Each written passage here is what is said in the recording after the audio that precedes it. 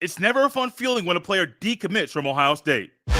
You are Locked On Buckeyes, your daily podcast on the Ohio State Buckeyes.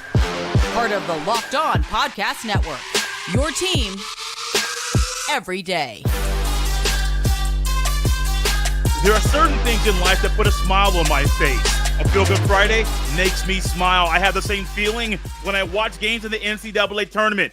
The mood and the emotions are different when I hear about a player decommitting from the Ohio State Buckeyes. Welcome in, Buckeye fans, to a Feel Good Friday edition of Locked On Buckeyes, part of the Locked On Podcast Network, here on Friday, March 29th in the year 2024. I'm your host, Jay Stevens, also the host of the Jay Stevens Podcast, and today's episode is brought to you by Nissan. Are you the kind of driver that likes to push things a little further? Ever wonder what adventure could be around the next corner? Take the Nissan Rogue, Nissan Pathfinder, or Nissan Armada and go find your next big adventure. Check them all out today at nissanusa.com. During today's show, we will be joined by Brian Smith, who is Locked On's recruiting analyst. Brian's been with us for about 2 months straight, once a week, giving us and providing the recruiting updates that we need.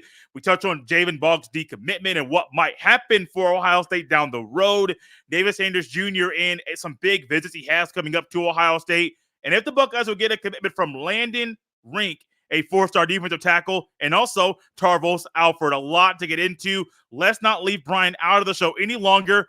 Let's get right into the recruiting update here to end the week. And as you welcome in Brian Smith, I'd like to thank LinkedIn Jobs for being the official college football recruiting sponsor across the Locked On College Network. These days, every new potential hire can feel like a high-stakes wager for your small business. That's why LinkedIn Jobs helps find the right people for your team faster and for free. Post your job for free at linkedin.com/LockedOnCollege. Terms and conditions apply. As Brian comes into the show, Brian and I talk before the show, after the show, sometimes via the DM on Twitter. And a few months ago, Brian sent me a tweet, and it was in regards to Jayvan Boggs, where he got an offer from a school in the Southeastern Conference. I'm going to list that school in a second. And it made me think at some point, hey, Boggs might decommit, open up his recruitment, all of that. Didn't know if it was going to happen right now, but it did. Jayvan Boggs was the only receiver in the Buckeyes 2025 recruiting class. He is now not in that group because he has decommitted. I think the timing for this, Brian, is good for him. It's also good for the Buckeyes because they can really realize, hey, we're putting energy here to keep him. Now he's opening things up. Let's try to find 4 or 5 extra guys to potentially fill the void, because if you go up to 4 or 5, you might only get 2. Look, recruiting in Florida is always fluid. I make it very clear. There is no state like Florida where it comes to randomness, minute to minute, with recruiting. And I know Boggs a little bit, really good guy, pretty chill, very open-minded, a little more worldly than a lot of the Florida kids. But we all knew a couple of years ago he was like, this is going to be a guy. Yeah. Like there was nobody that was surprised like when Ohio State offered or Florida or anybody else. But when he committed that early to Ohio State, I immediately said, too early. Look, kids in Florida are not going to sit around while their buddies go on visits. Ain't going to happen. I say it to every school. If fan base get pissed, ain't going to happen. I don't care if they commit to an in-state or out-of-state school. They taking visits. Ohio State's kind of put themselves in a box in the past, like the Jeremiah Smith thing in particular. Mm-hmm. Yeah. If they would have said, you can't come here if you take visits, he would be in Miami right now. Yeah. So, and Tarvos Alfred and all these different guys too, it's the same deal. It doesn't matter which kid they're recruiting. It comes down to this. But like Jayvan, for example, I know him from the Under Armour camp, big body kid, can really go, has incredible hands, all that. If you're going to put up with it, you're going to put up with a guy that puts points on the board. So I get it. It's probably a little more selective, fair or not.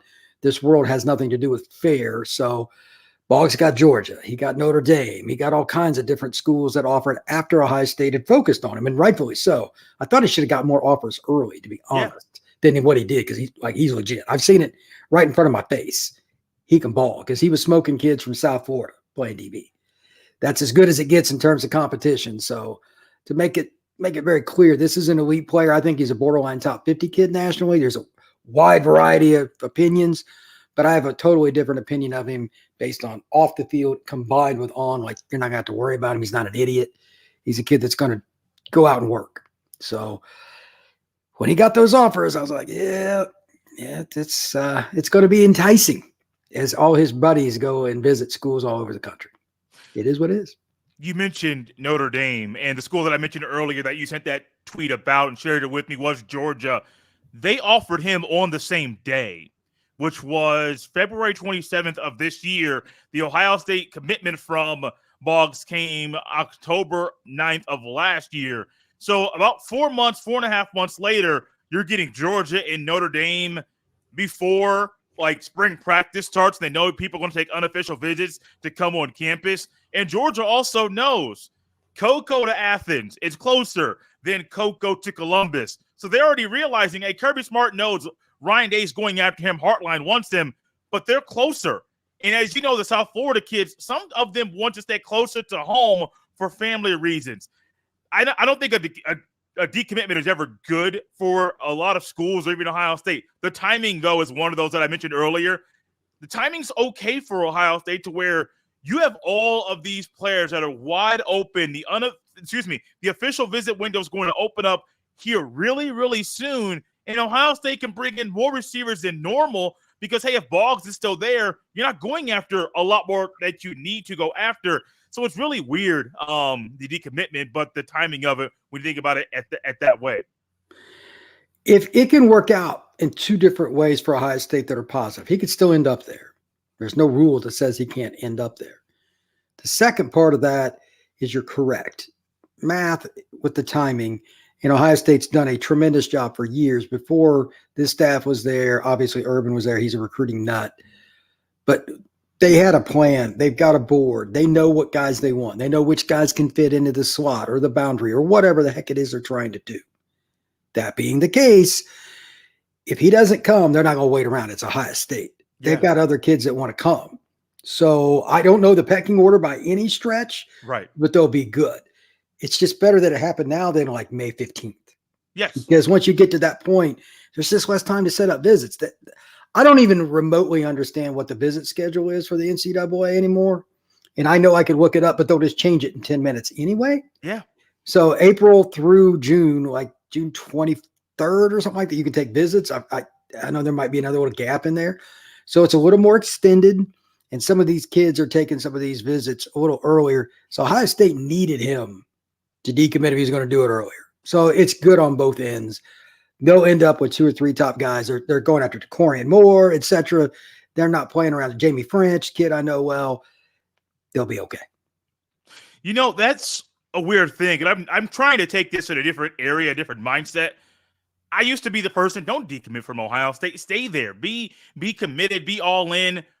But if I'm an athlete, Brian, I understand that, hey, maybe it's better for me to back up and take in everything, look at my offers, and see that I have more schools, more elite schools that want me than maybe I thought, and try to take a different approach right now to take those visits. And I'm not mad at the athlete at all. I'm not mad at the player. It's the process. It's what he feels like he has to do. And ultimately, like you said, Boggs can still come to Ohio State. But I'm happy for him in the fact that he is going about it this way and opening things up and trying to tackle and maybe take and sit down for a second and breathe in, breathe out, take a couple sighs of relief and realize there's so much going on. Let me slow down, calm down, and realize what's the proper way to tackle all these schools that want me. Well, he told me yesterday that he's got an idea of a couple of schools he wants to visit or whatever. He didn't give me any names, but like him having a plan didn't surprise me. He's a little more advanced mentally than most kids. He understands the bigger picture. Whatever institutions they are, I mean, like maybe it's Georgia and Florida. I don't know, but those are some of the schools going after him. Missouri's going after him. They're a pretty attractive program right now, too. Drinkwitz got it going on at Mizzou. Whatever it is, it'll kind of take itself in the right path. And again, if there's one spot I'm not worried about with the Buckeyes, it's receiver. They'll get some more guys. So it'd be great for the Bucks if they got Boggs, but if not, they'll be okay. I believe they'll be okay as well. They'll also be okay and happy that the number 1 offensive tackle in the country will be in Columbus this weekend, the Student Appreciation Day. We're going to talk about Davis Sanders Jr. next on Locked on Buckeyes. This episode is brought to you by the spring cleaning champions Manscaped. This season, make sure to groom your carpets and the drapes with the leaders in below the waist grooming. Clear out that winter bush with Manscaped's Lawnmower 5.0 and watch your confidence bloom like the springtime flowers. Embrace the season and join the 10 million men worldwide who trust Manscaped with our special offer. Go to manscaped.com and use code LOCKEDON for 20% off plus free shipping. After using Manscaped, I can finally say I have caught the spring fever. Introducing the season's champ, the Lawnmower 5.0 Ultra. Their 5th generation trimmer features 2 interchangeable next-gen skin-safe blade heads, a standard one for taking a little off the top, and a new foil blade to go smooth wherever your heart desires. It also features dual LED spotlights to guide you through the darkest winter debris. Navigate with confidence in your delicate areas. Get 20% off and free shipping with code LOCKEDON at manscaped.com. That's 20% off and free shipping with the code LOCKEDON at manscaped.com. Nothing like a little spring cleaning in your pants. This episode is also brought to you by our friends at Bettor Together. Bracket already busted, tired of the same old daily fantasy grind where you pick a roster, cross your fingers, and hope for the best, or losing on the last leg of your pick-em entry. Introducing Bettor Together, the first cooperative daily fantasy platform where teamwork triumphs talent and you can play with your friends, not against them. Pick more or less on real-time player stats, strategize with your partner to boost your odds, and climb the leaderboard together. So grab a friend and join the daily fantasy sports movement. Bettor Together is the first cooperative daily fantasy application. Bettor Together offers a familiar experience for existing daily fantasy sports players with a social twist. You can play with a friend or a teammate. Bettor Together also makes you realize that daily fantasy sports is fun alone, but like a lot of other things, it's better when doing things with friends and with other people. Download Bettor Together now from the App Store and sign up using promo code LOCKEDON for a chance to win your share of over $1,000 in cash prizes. Remember the code LOCKEDON because winning alone is fun, but it's better together. Are you watching Fox Sports or ESPN on your TV all day? Have to turn down the volume with all that shouting? Make the switch to Locked On Sports today, a free 24/7 sports streaming channel programmed for you every day to bring you the biggest stories without all the screaming. Locked On Sports today brings you can't-miss analysis, opinions, and news, streaming 24/7 on YouTube or the free Amazon Fire TV channels app. Part of the Locked On Podcast Network, your team every day. You know, Brian, we recently talked about David Sanders Jr. and also other recruits around the country, and you always say the actions that they take are better than the words that they say or the things that they tweet. And David Sanders Jr., up until, this weekend, had only taken one visit to Columbus. That was a year ago at last year's spring game as an unofficial visit. He has an unofficial visit coming up this weekend for a big scrimmage too. But then, Brian, he's also scheduled an official visit for June 21st. So he's not only, hey, Ohio State's in my final grouping, but he's also taking action to build relationships, make them deeper relationships, and really see if Ohio State's the right place for him. This is the most important visit that David will take. He's looking at Ohio State and then pretty much, I know his list is certainly going to be fluid like anybody else, Southern schools. I was told recently it would probably end up being Clemson or Georgia if it was thought about today and it had to make a decision. Obviously, we're in March, so how much relevance that is, probably not much. But that's because he's close. I mean, he's from North Carolina, so he's going to know about Clemson. It's not that far away. And then Georgia is Georgia. If you don't know who Georgia is with offensive linemen, I'm a little concerned about you in other ways. Right. But like he'd go to Florida State, he'd go to Miami, he'd go to Tennessee, he'd go any school he wanted, just randomly Texas, it wouldn't matter. But he hasn't been to Ohio State yet. So he needs to see, okay, their offense has been good. They definitely need offensive linemen. We've talked about that on this show. Pretty much every time I come on your show, accidentally on purpose, it comes up. Yeah. Like David could be a year 2 starter and be underachieving in some way based on his physical skills. The only concern I have is right now he's got a shoulder injury he's rehabbing from. We're not going to get to see him at all in the camp circuit this spring, but it's whatever because he runs like a power forward in basketball. He is a very unique athlete. Oh yeah. Like his running is different. He's so fluid for his size. It's comical. Yeah. So he's a day one draft pick. We all know it. David gets it. Super fun kid to be around. Great interview. He's the entire package as a 5-star recruit. No doubt, all in on David Sanders. And that's why he's also understands like this visit means something. He talked about it in an interview I read not all that long ago. Hopefully he gets some of his questions answered. Hey, is this or is this not a spot for me? He may not like Ohio State. Who knows? But he'll know after he gets done with the visit.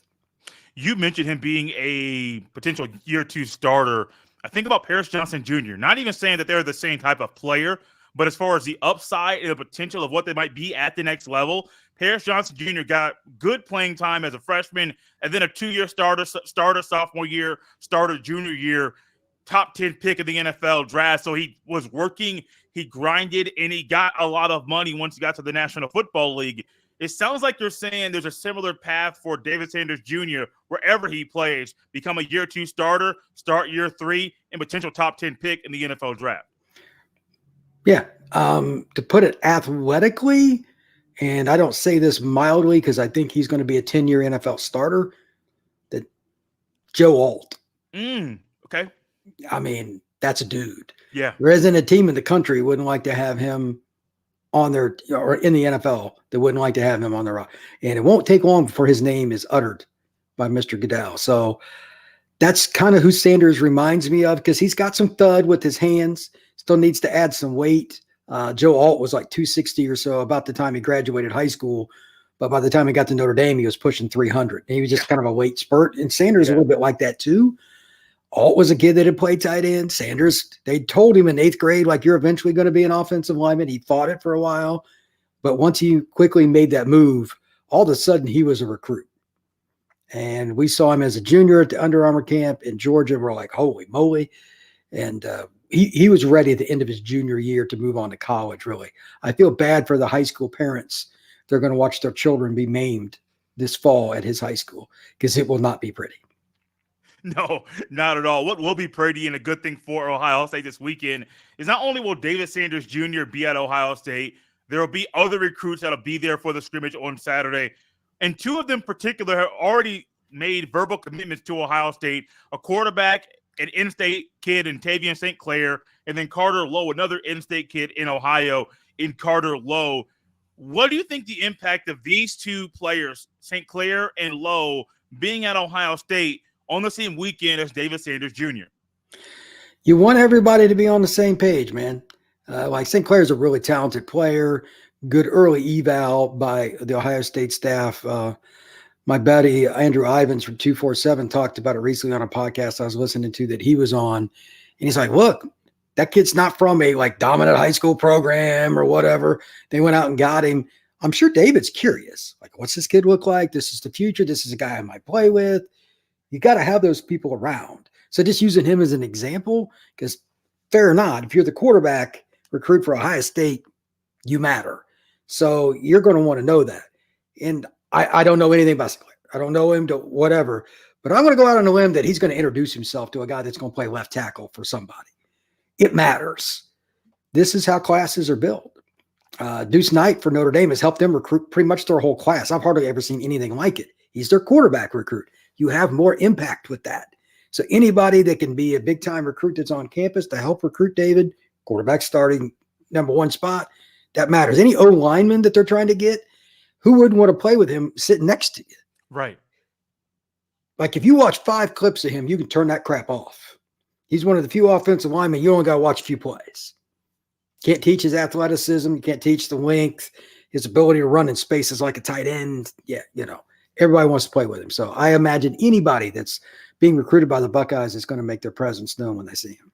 And as we touch on just really Ohio State needing more offensive line help, Lowe and Sanders Jr. on campus together is huge. But all the other recruits that are there, that's a great recruiting tool for them as well. And saying, one, you already got one guy in Lowe. You got a really good quarterback in St. Clair, but you're trying to get this guy here in Sanders Jr., and everybody else is there saying, oh, wait, he's coming here. They're going after him. Wow, if he's coming here and taking time and leaving North Carolina, where he lives, and coming to Ohio for a big day and on his own dime, that speaks volumes about the potential of how great this recruiting class can be. If they get Sanders, it'd be pretty hard for me to see, cause based on like their history as a school recruiting, that they wouldn't end up in the top 5. He's one of the top 3 offensive tackles conservatively. Yeah. Whatever measurement you want to go by. Is he a day 1 starter? I don't know about that because he's not quite where he needs to be weight-wise, but by the time he gets there, he'll probably be 295, 300. And I'm sure he could find a way into the lineup. This is how you do it, man, because elite players want to play with elite players. That's never really changed. There's a reason kids go stack themselves at Alabama. They want a chance to beat a guy that was just as good as them last year. That's the true competitive nature, and that's why those kids are 4 and 5 stars. When they come to these camps, they compete at them. Like I watched Sanders run the 40. A lot of the O-linemen don't like running that 40. He was galloping. Like he's a competitor. He's a competitor. And one-on-ones and all that other stuff. He's great too. But that's the whole point. He'll do everything, even though he really couldn't have been ranked much higher. He was like a top 10 kid anyway, and he still did everything. So those are the guys that make a difference, and that will attract other young men to your institution as well. I'm sure he will have a rather lengthy conversation with Mr. Ryan Day. I sure hope so. What would the impact be on Ryan Day and his future at Ohio State if he gets guys like Sanders to commit to the school? Well, there's a lot of ways you can project a program. We all know the Michigan bugaboo. They've lost to him, 3 years in a row, but that program is going through massive change. I can't remember who it was I was talking the other day, like, oh, if he loses to Michigan, he's definitely getting fired next year. I'm like, no, that's not true. They're 11-1 and they have their quarterback out and they get beat by Michigan. That's not the same. You got to look at circumstance. The other thing is recruiting. They are putting a ton of effort into it, and that's the other thing. It's 80% of what winning losing is recruiting. Just is. People can like that or not. It's just true. Getting Sanders and not playing against him, because if he doesn't go there, he's probably going to go to Georgia or Clemson, for what I'm hearing. Those are schools that Ohio State has run into in the playoffs and not done well against the pass. You'd rather have him on your side than not. So I'm curious to see how well he matriculates to Ohio State and how this goes, because this is one of those recruitments. It's one of the more fascinating in the country because his list is just completely open to any Power 5 school. There's nobody who wouldn't take it. I agree with that.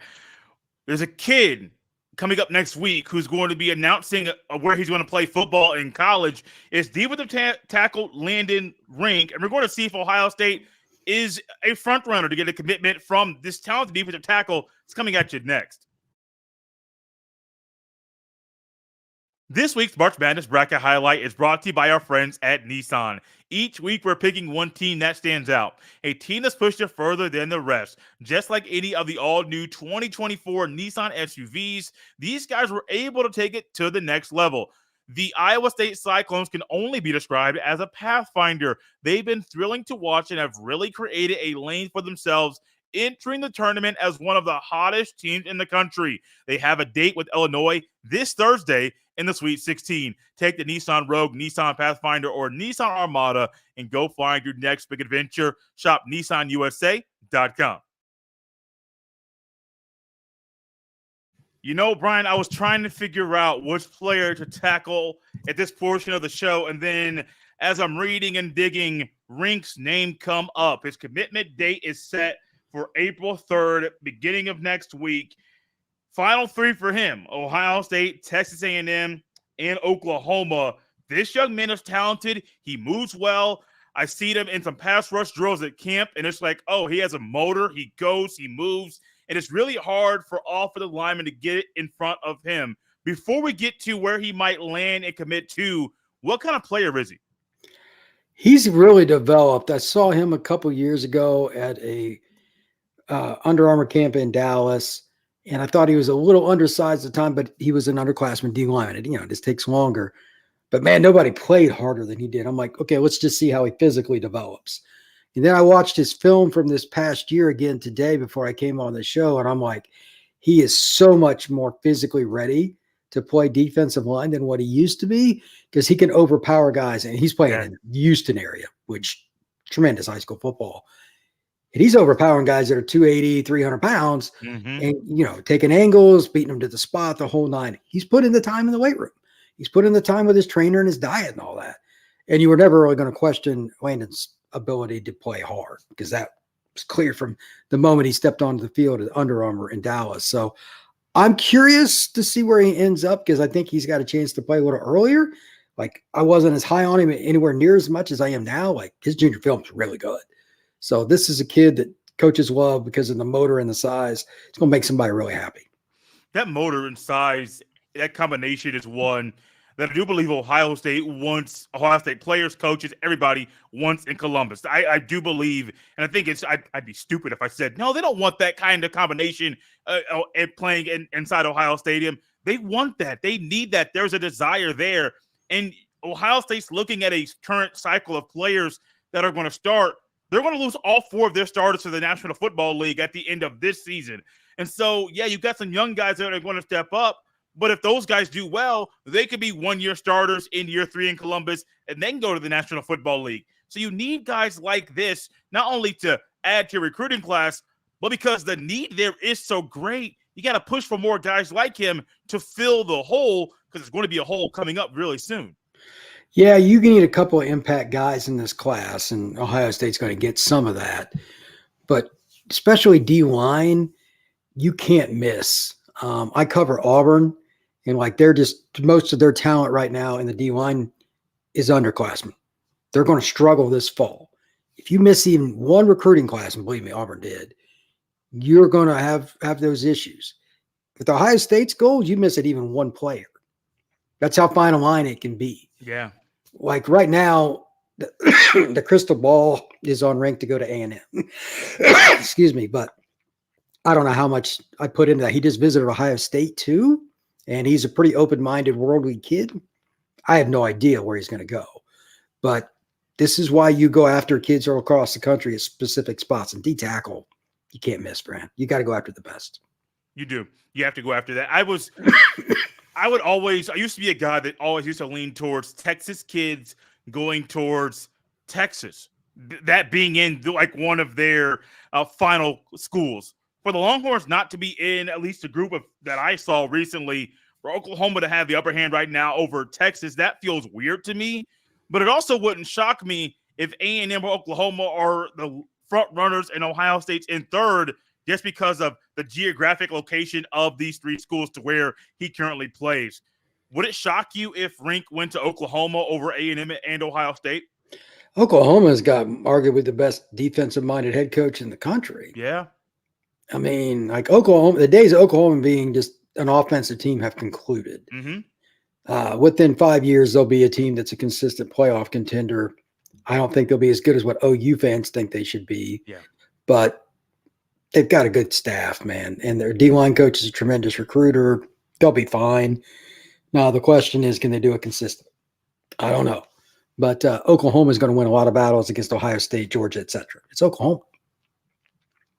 It is Oklahoma. I got one last question for you, Brian. This is one that I mentioned to you earlier before we started recording. Tarvos Alfred is going to make his announcement where he's going to verbally commit to play football coming up on Saturday, a day after this show comes out. So this last question, last thing for you, will Tarvos Alfred commit to Ohio State this weekend? If you had to ask me, I would say it's Ohio State or Miami. That's just my pick. Florida State's another possibility.